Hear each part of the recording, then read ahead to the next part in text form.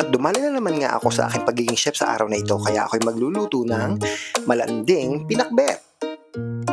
At dito nga ay nagpainit na ako ng mantika na aking pagkikisahan. Siyempre, kailangan natin unahin ang bawang at papulahin ito. Katulad ng lagi ko sinasabi, ang bawang ang nagbibigay ng aroma sa pagkain ito. At dito nga sinunod ko na ang sibuyas at kamatis. Pinagsama ko na ito at hinalo-halo ko lang ng ganito. Kailangan lang natin itong pretuhin upang malamog ang sibuyas at ang kamatis. At siyempre, nagpapasalamat muna ako sa lahat na nagbigay ng star sa akin sa Facebook. Marami pong salamat sa inyo.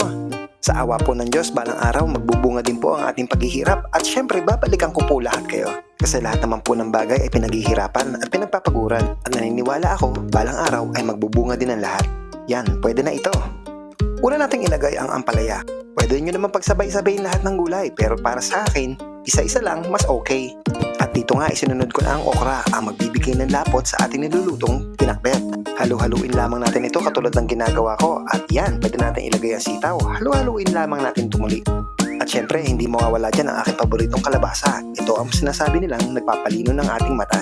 Eh ang tanong, gaano ba kadaming kalabasa ang pwede mo kainin para luminaw ang iyong mata? At dito nga nilagay ko ng mga pampalasa. Nilagyan ko siya ng bechin, paminta, at syempre, garlic powder at onion powder.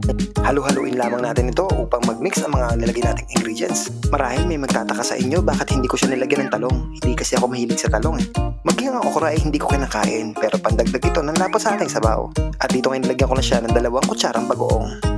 At syempre, kapag naglagay kayo ng tubig, dahan-dahan lang upang hindi dumami ang sabaw. Siguro mga kalahating baso okay na, pero depende pa rin sa inyo kung gusto nyo na mas maraming sabaw. Ako kasi ayoko na masyadong masabaw ang pinakbet. Mas hindi kasi kumakapit yung lasa sa gulay kapag masyadong maraming sabaw.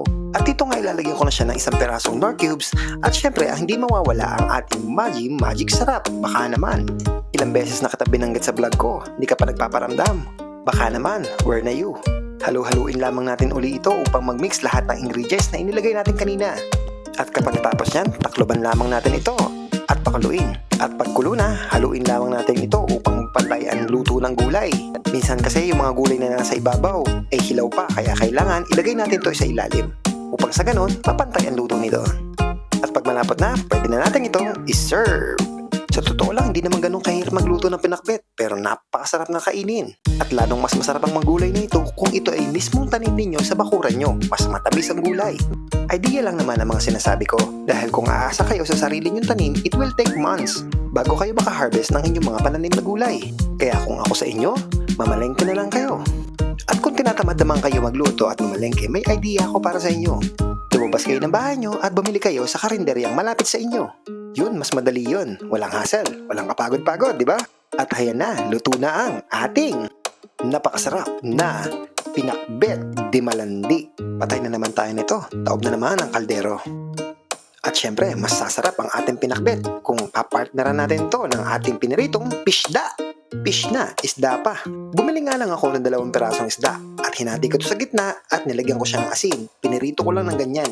Hindi ko lang naitanong kung anong pangalan ng isdang ito. Mukha lang siyang tambakol pero pag kinain mo siya para siyang galunggong. Hinaan nyo lang ang apoy upang hindi agad masunog ang isda. Baliktarin lang natin ito upang magpantay ang pagkakaprito nito.